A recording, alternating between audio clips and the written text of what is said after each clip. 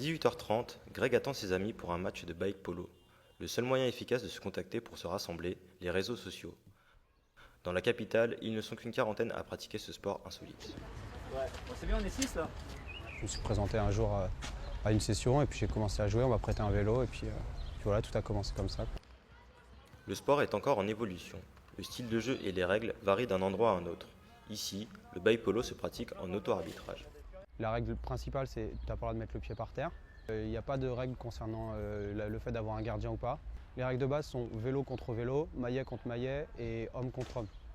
Donc ça veut dire effectivement pas le droit de toucher ni le vélo de ton adversaire ni un autre mec avec ton maillet, etc. Et donc par rapport à toutes ces règles-là, tu mets l'engagement que tu veux.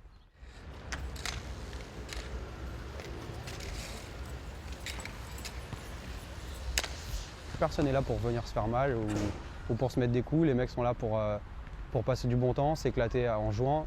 Moi, je ne dirais pas que c'est violent, je dirais qu'il y a plus de l'engagement, il y a des chutes, mais ça fait vraiment partie du jeu. Il n'y a aucune agressivité ou en tout cas on essaye de la rendre saine, cette agressivité.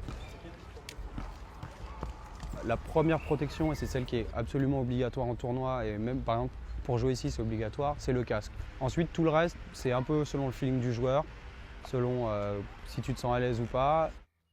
Les bikers parisiens sont de plus en plus nombreux. L'association Paris Bike Polo s'est créée il y a 2 ans. Actuellement, ils sont à la recherche d'un terrain où ils pourraient s'entraîner régulièrement. Plus conventionnel, mais aussi plus ancien, le polo vélo sur gazon existe depuis 1891. En Île-de-France, il ne reste qu'un seul club. Les 14 licenciés s'entraînent sur un terrain à Bobigny.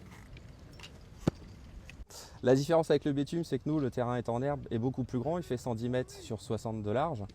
Les buts sont beaucoup plus grands, ils font 5 mètres sur 2 mètres 50. Et on a un gardien de but fixe qui est tout le temps pratiquement dans les buts. Il y a des équipes en Inde, aux États-Unis, au Canada. C'est vrai qu'on se balade beaucoup avec l'équipe de France dont moi je faisais partie.